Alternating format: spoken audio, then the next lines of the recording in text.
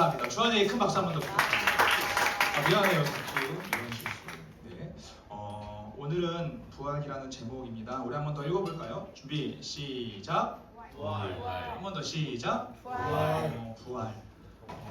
세상에서 참 미스테리한 일들도 많죠. 기이한 일도 많은데 제가 정말 믿기 힘든 사건, 부활입니다. 구약에서 천지창조, 믿기 힘들어요. 신약에서 부활, 이것도 믿기 힘든 것 같아요. 증거를 내놓아라 이렇게 말한다면 이 부활에 관한 증거, 어떤 물품을 우리들에게 내놓을 수 있을까요? 저는 좀 불가능하지 않을까라는 생각을 합니다. 근데 여러분, 부활이라는 것은요, 이 사건은요, 성경이 말하길 우리 구약과 신약을 통틀어서 있는 사건들 중에서 가장 중요하다고 말합니다. 고린도전서 15장을 보면요, 이렇게 말하고 있어요. 제가 한번 읽어볼게요. 그리스도께서 죽은 자들 가운데서 다시 살아나셨다고 우리가 전파하는데 여러분 중에서 죽은 자의 부활이 없다고 말하는 사람이 있는 것은 어찌된 일입니까? 죽은 자들의 부활이 없다면 그리스도께서 다시 살아나지 못하실 것입니다. 자, 14절 말씀인데요. 우리 한번 읽어볼게요. 시작. 그리고 그리스도께서 다시 살아나지 못하셨다면 우리가 전파한 복음도 헛되며 여러분들의 믿음도 헛될 것입니다. 아멘. 제가 여러분 나이 때 고등학교 1학년 때 제 담당 목사님께서 이 말씀을 나눠주셨고 그때 정말 낙심했어요. 왜냐면 고린도전서 15장 14절이 말하길 이렇게 말하는 거예요. 김마태, 네가 아무리 성경을 잘 읽고 네가 아무리 신앙생활을 열심히 한다 하더라도, 저는 그때 부회장이었거든요. 네가 부회장이 될지라도, 네가 매일매일 기도할지라도 너의 중심에 부활이라는 사건이 없으면, 이것이 믿겨지지 않는다면 너는 헛된 삶을 살아가는 것이다 라고 대단히 과격하게 지금 성경은 우리들에게 말해주고 있습니다. 그만큼 부활 사건은 대단히 중요하죠.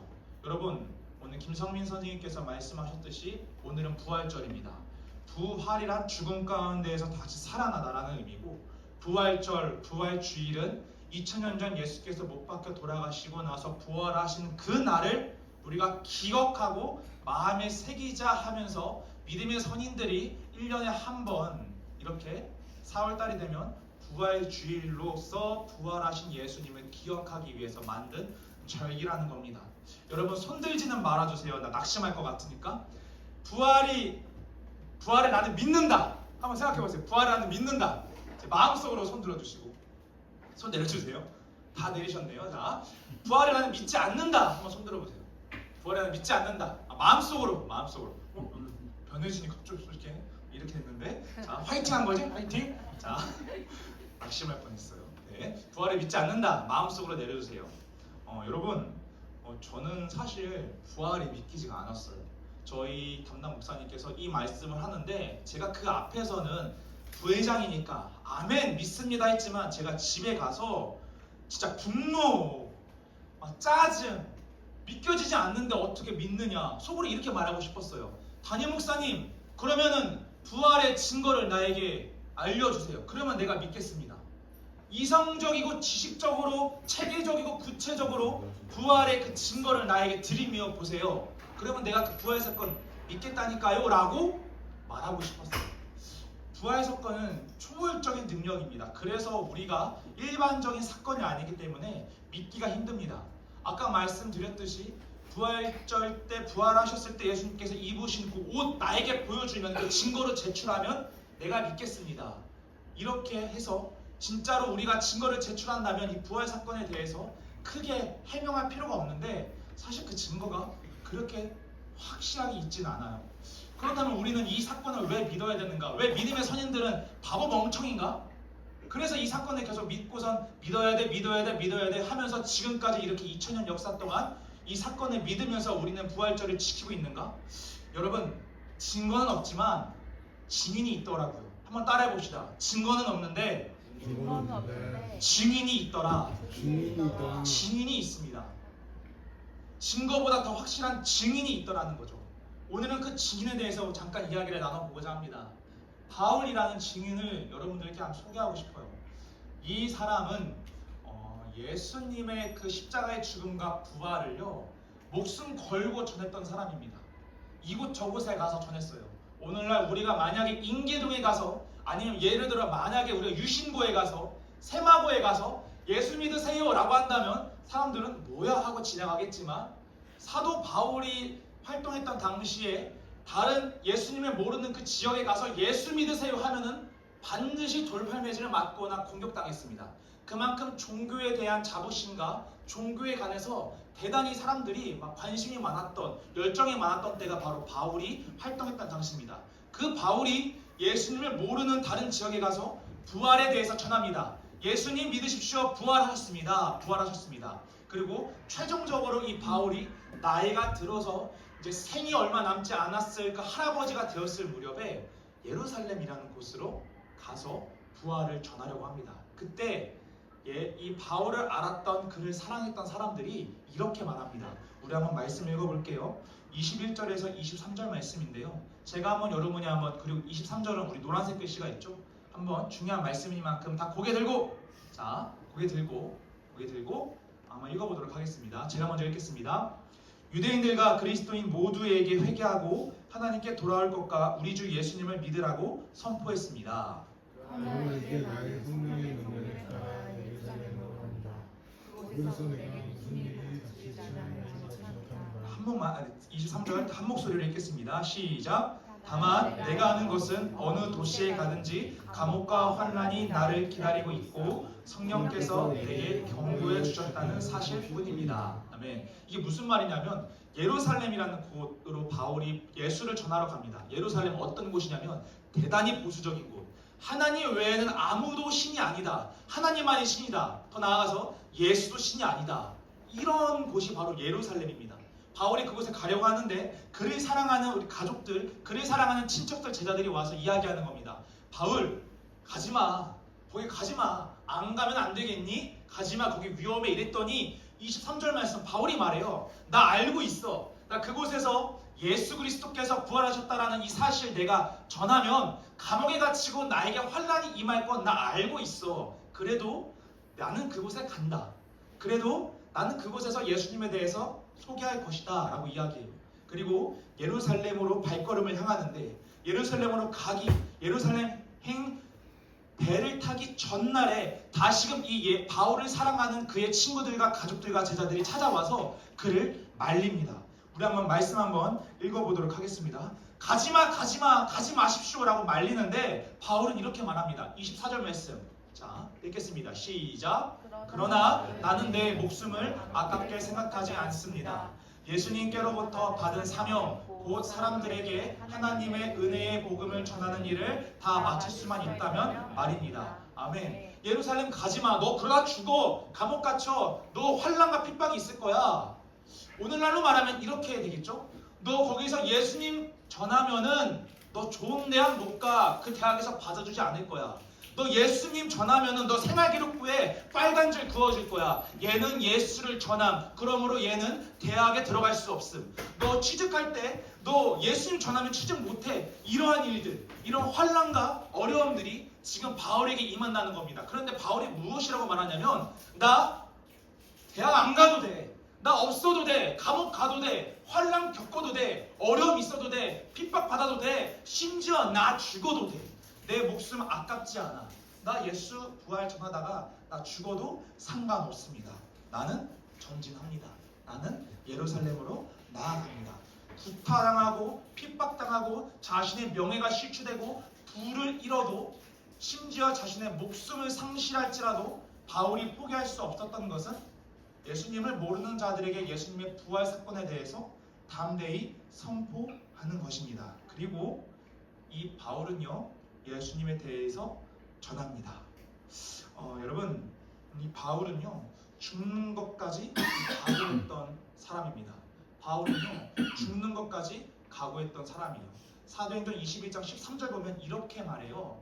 주 예수님의 이름을 위하여 죽는 것까지 나는 각오하고 있습니다. 나 예수님의 부활 전해서 나 구타당해도 괜찮습니다. 나 빨간 줄 그어줘도 괜찮습니다. 나 망해도 괜찮습니다. 나 고통 가운데 거해도 괜찮습니다. 나 어려움이 있어도 괜찮습니다. 나 실패해도 괜찮습니다. 나 망해도 괜찮습니다. 나 죽어도 괜찮습니다. 나는 그 부활을 전하려고 합니다. 그리고 어떻게 됐는지 아세요? 예루살렘 더 나아가서 로마에서 예수님 전하다가 목자리로 죽습니다. 바울의 체험이다.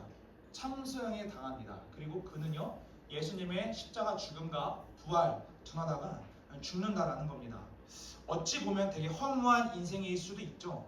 여러분 제가 이 말씀을 묵상하면서 바울이 예수님의 부활을 구태여 이렇게까지 전해야 할 이유가 무엇일까 한번 고민해 보았습니다. 우리들의 언어와 행동에는 다 목적이 있죠.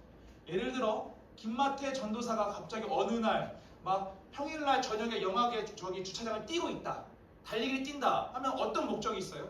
살을 빼야 하는 목적이 있겠죠. 우리들이 노래를 연습한다면 어떤 노래 콩쿠르에 나가거나 노래 실력을 향상시키려는 이유와 목적이 있습니다. 어떤 친구가 드럼을 연습한다면 드럼 실력을 향상시킬 목적이 있습니다. 우리는 다 우리들의 언어와 우리들의 행동에는요 목적과 이유가 있다라는 겁니다. 공부 열심히 하는 이유. 아까 한 친구가 여기서 이제 공부를 하는데 그 친구의 목적 이유 뭐예요? 좋은 점수죠. 나의 성적을 향상시키기 위한 목적과 이유가 있다라는 겁니다. 그렇다면 여러분들에게 한번 질문합니다.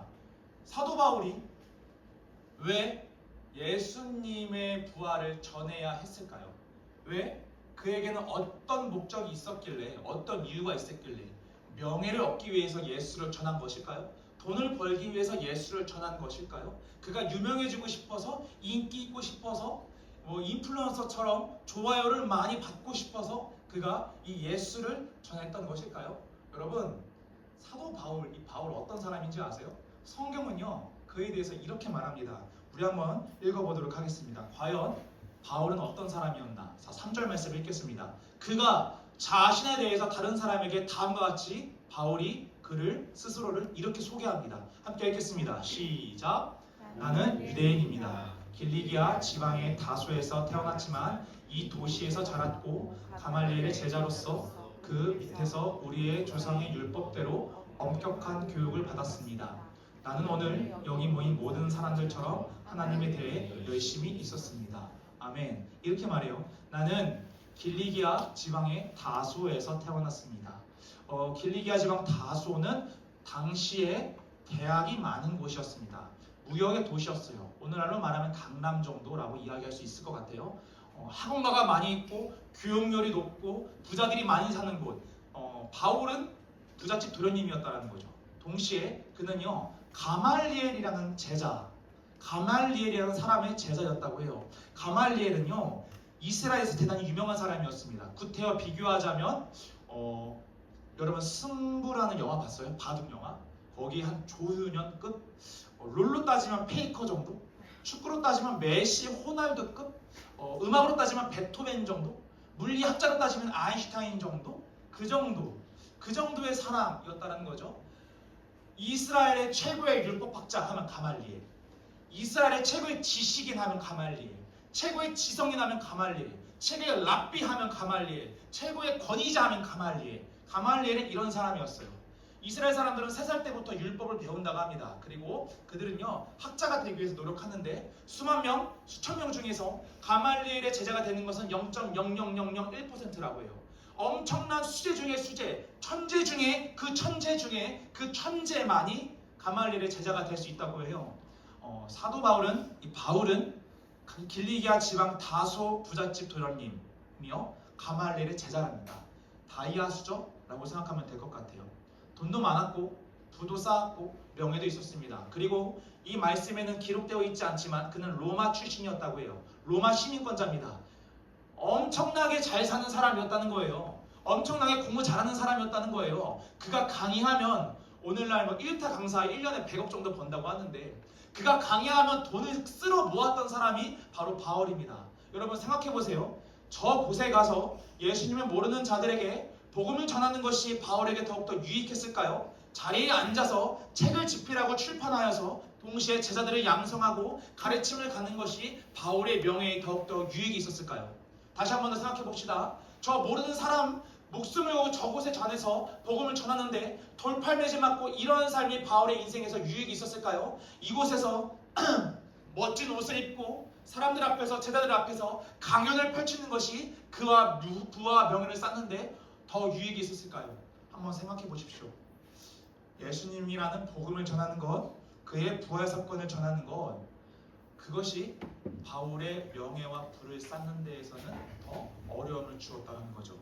바울이 세상에서 잘나고 성공하기 위해서는 예수라는 자를 전하지 않는 것이 더 유리했다는 거죠. 이런 질문을 할 수 있습니다. 전도사님, 바울은 원래부터 예수님을 사랑하는 그런 심성이 좋은 믿음이 있는 사람, 그런 사람일 수도 있잖아요. 원래부터 믿음 좋은 사람이면 이게 충분히 가능하지 않나요? 여러분, 바울 어떤 사람인지 아세요? 한번 말씀 한번 읽어보겠습니다. 그는 어떤 사람이었는가? 자, 읽어보겠습니다. 없나요? 자, 제가 읽어드릴게요. 제가 한번 읽어보겠습니다.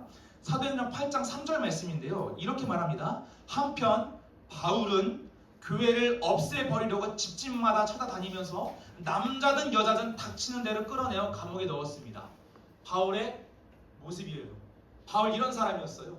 남자든 여자든 할아버지든 할머니든 어린아이든 친척이든 친구든 심지어 나의 가족까지 예수 믿는다고 하면 감옥에 쳐넣은 사람, 그들의 인생을 짓밟아버리는 사람이 바로 바울이었다는 거죠.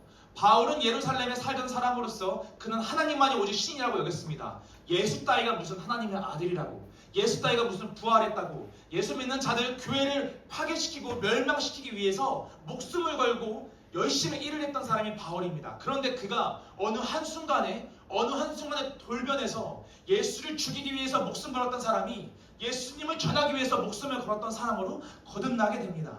여러분, 도대체 왜 이런 것일까? 바울의 도대체 어떤 일이 일어났길래, 무엇을 보았길래, 그의 인생에서 어떤 사건이 일어났길래 그는 이렇게 돌변하게 된 것일까? 저는 말씀을 준비하면서, 그리고 제가 여러분들의 시절 때 기도하고 말씀을 읽으면서 한 가지 결론으로 도출되었습니다. 예수는 역사였구나. 예수의 부활은 신화 아니고 전설 아니고 예수의 부활은 역사였구나. 여러분, 바울 한 명만이 변하면 저 미친놈 또 저러네 이렇게 말할 수 있는데요. 바울 한 명만이 이렇게 미친 짓을 한 것이 아닙니다.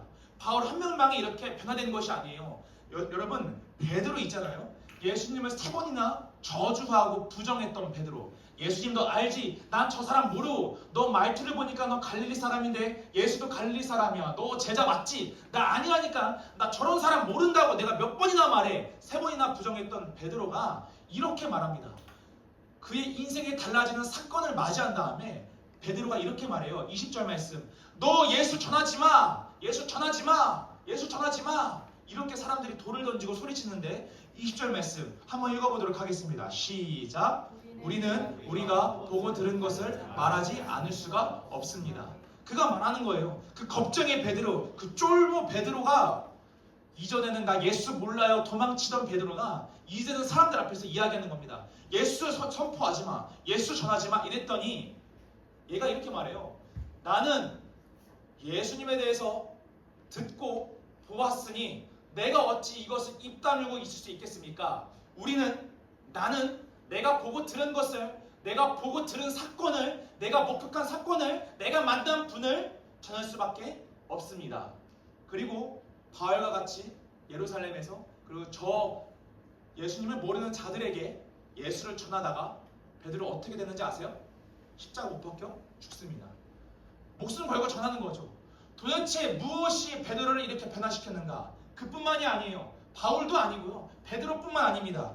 예수님의 제자들, 그들 어떻게 됐냐면 베드로 십자가형 처형에 당하고 안드레 동일하게 십자가에 찍혀 죽습니다. 세베대 아들 야고보 목이 잘립니다. 빌립 매를 맞고 투옥당하여 마지막에 십자가에 못 박혀 죽습니다. 마태 반은 도끼이고 반은 칼인 민을창이라는 이 무기에 찢겨 죽습니다. 마가 몸이 갈기가 이렇게 찢겨 죽습니다. 바돌로메 매를 맞고 십자가에 못 박혀 죽습니다. 그리고 요한 반모섬으로 유배되어서 그 섬에서 살아가게 됩니다. 자유를 상실하게 됩니다. 예수님을 따랐던 제자들, 걔네들이 멍청이라서 이런 삶을 살았던 것일까요? 바울, 그가 멍청이라서 미련해서 이런 삶을 살았던 것일까요? 더 나아가서 이 땅 가운데 성경책 하나 들고 와서 조선이라는 땅에 죽을 거 알고도 왔던 믿음의 선인들, 선지자들, 그 사람들, 그거 다 멍청이라서, 그거 다 잘 살고 싶지 않아서 명예 쌓고 싶지 않아서 목숨이 두 개라 한 번쯤은 죽어도 다시금 살아날 것이기 때문에 그래서 이 멍청한 짓을 했던 것일까요? 여러분, 이 세상에서 가장 변하지 않는 것이 뭔지 알아요? 이 세상에서 가장 변하지 않는 것은 돌덩이가 아닙니다. 바로 사람입니다. 사람의 마음은 결코 변하지 않아요. 한번 미워하기 시작하면 시간이 지나도 미워하고, 한번 증오한 사람은 사과를 하고 화해를 하더라도 그에 대한 증오의 흔적이 남아있다는 거죠. 예수를 증오하고 경멸했던 바울, 그 사람이 마음이 변했던 것은요, 그 사람의 심성이 좋아서가 아니라 어떠한 이유가 있어서가 아니라 부활하신 예수님을 만났기 때문입니다.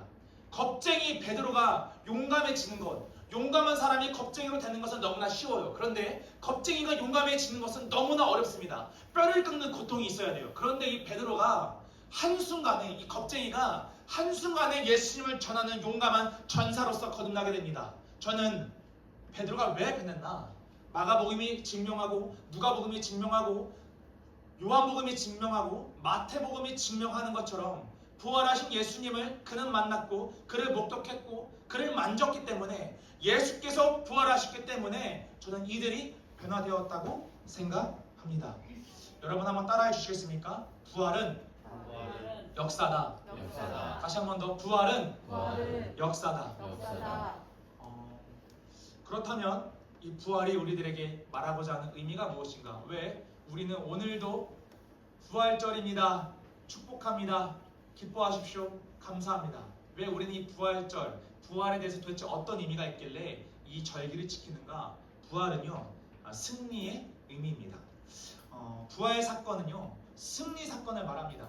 예수께서 부활하셨다는 것은, 죽음 가운데서 부활하셨다는 것은 죽음과의 사투에서 승리하셨다는 겁니다. 죄로 인해서 하나님과 평생동안 살아야 되는 우리들이 죄로 인해서 그 거룩하신 분 곁으로 나아갈 수 없습니다. 그래서 우리는 죽음이라는 것을 경험하게 되었는데, 예수께서도 그 동일한 죽음을 경험하십니다. 근데 이 죽음에서, 이 죄의 결과라는 죽음에서 승리했다는 것은 예수님께서 모든 사투, 모든 어둠으로부터 이기셔서 나아가셨다라는 사실입니다. 더 나아가서 예수께서 이렇게 말하죠. 나를 그리스도라고 여기는 사람들, 나를 구원자라고 여기는 사람들, 내가 너희들의 힘으로 죄로부터, 죽음으로부터 구원받을 수 없으니 내가 너희들을 그곳에서 끌어낼 것이다, 구원할 것이다, 승리시키게 할 것이다. 그래서 너를 데리고, 너의 육신은 죽지만 너의 영혼을 내가 데리고 하나님 곁으로 데려갈 것이다. 이것을 의미하는 것이 바로 부활이라는 거죠. 여러분, 이 부활이라는 이 사건은 우리가 한번 곰곰이 생각해보고, 우리가 한번 정말 하나님께 기도하며 나아갔으면 좋겠습니다. 정말로 슬픈 것은 여러분들이 아무리 여러분들의 부모가, 아니 여러분들의 할머니가, 증조할머니가, 고조할머니가 선교사라고 할지라도, 믿음이 좋다고 할지라도, 교회 열심히 나온다 할지라도, 모태신앙이라고 할지라도, 여러분들의 신앙 가운데 부활 신앙이 없으면 아무것도 아닌 아재령이처럼 안개처럼 사라지는 그런 믿음이라는 것을 기억하시고, 여러분 가장 중요한 이 사건, 부활 사건을 붙잡고 나아갔으면 좋겠습니다. 바울, 베드로, 안드레, 마가, 요한, 그리고 지금도 예수님에 대해서 전하고 있는 사람들, 바보 멍청이어서 목숨 다해서 목숨 잃어가면서 그렇게 살아가는 거 아닙니다. 자식 포기하고, 재산 포기하고, 명예 포기하고 지금까지 저 땅으로 가서 선교하신 건 아닙니다. 예수께서는 부활하셨고, 그들은 그 부활하신 예수님을 믿고, 부활하신 예수님을 초대교회 제자들은 만났고, 그래서 부활하신 예수님을 어찌 내가 전하지 않을 수 있으랴, 전할 수밖에 없도다라는 이 신앙 갖고 지금까지 나와왔다라는 겁니다. 의심해도 좋습니다. 그러나 그 더 잘 믿기 위해서 계속해서 의심해서 여러분들 성경을 읽고 기도하고 성령님께 간구하십시오. 단순히 하나님 없어, 부활 믿기지 않아, 땡! 여러분 너무 바보 같지 않습니까? 여러분 한번 의심이 되면 끝까지 한번 붙잡고 나가십시오. 예수님, 내가 부활 사건이 믿겨지지 않습니다. 예수님, 내가 죄사함이 믿겨지지 않습니다. 하나님, 내가 천지창조가 믿겨지지 않습니다. 고민하고 의심하고 기도하십시오. 예수께서 제자들에게 찾아오셨듯이, 부활하신 예수께서, 승리하신 예수께서 여러분들에게 찾아오셔서 믿을 수 있는 능력을 주시고, 믿음을 주시고, 말씀을 주시고, 만나게 하시고, 경험케 하시고, 그리고 간증하게 하시고 실천하게 하실 것입니다. 부활은 전설도 아니고 신화도 아니고 부활은 역사입니다. 이것을 기억하면서 한 주를 승리하시는 저와 여러분이 되었으면 좋겠습니다. 아멘.